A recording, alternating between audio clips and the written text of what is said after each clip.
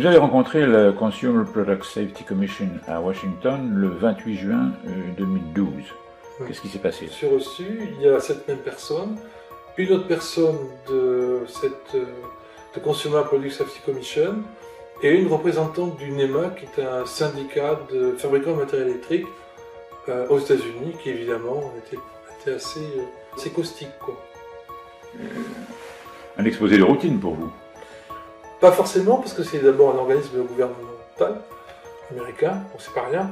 Et donc, on a c'est peut-être aussi pour nous une porte de sortie.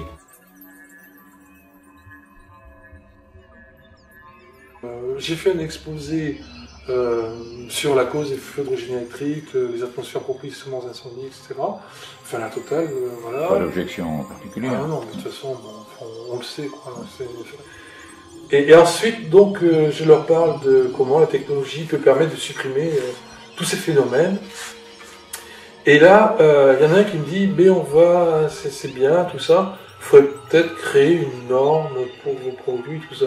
Alors là, évidemment, une norme dans les organismes mondiaux de normalisation, où il y a tous nos amis industriels, tout ça, je leur dis oui. Aucune chance d'aboutir. Bien sûr, donc je leur dis, mais finalement, ça tombe bien, on n'a pas besoin, donc on va gagner du temps, parce que, voilà. Et donc, je leur sors le devis du LCIE, en leur expliquant que si chaque fonction du dispositif est déjà normée, le produit peut être homologué. Donc là, ils ont l'air un peu perplexes, mais bon. Donc ils me disent, oui, mais il serait interdit de faire un défaut supérieur à 5 ampères derrière un circuit protégé par un FCI. Alors évidemment, c'est tous les circuits, parce qu'ils ont rendu ça obligatoire à tous les circuits, toutes les maisons aux États-Unis.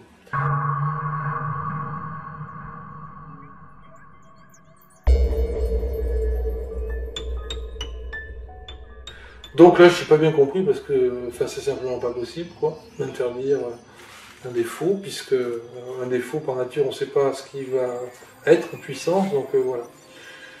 Donc là-dessus, mais j'aurais dit, écoutez, c'est pas grave, on va mettre une résistance et on va limiter le courant de fuite à 50 ampères. Donc là, ils m'ont dit en suivant, oui, mais justement, la norme a changé, les AFCI n'ont plus la fonction de Grunfeld.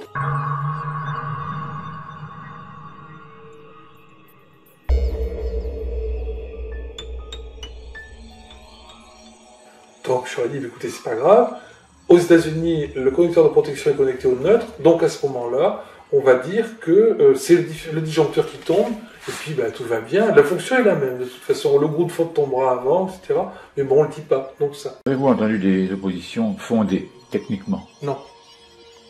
Non, chaque fois que j'ai eu un argument, si vous voulez, technique, qui a pu être évoqué comme une objection, j'ai répondu et on n'a pas su quoi me répondre. On a fini par me parler d'un problème peut-être philosophique. Si les traductions ont été bien faites, c'est ce que j'ai compris, quoi. Ce qu'on est en train de nous expliquer, c'est que on va pas nous arranger la chose non plus, quoi. Je dis pas eux, mais eux ils sont en train de nous dire que ça va être compliqué aussi. Les parafoudres fonctionnent exactement de la même manière. C'est un parafoudre, mais un défaut.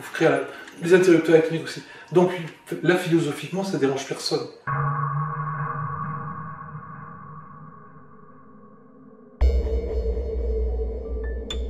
Pourtant, la philosophie et la physique sont deux choses un peu différentes. C'est pas les mêmes matières.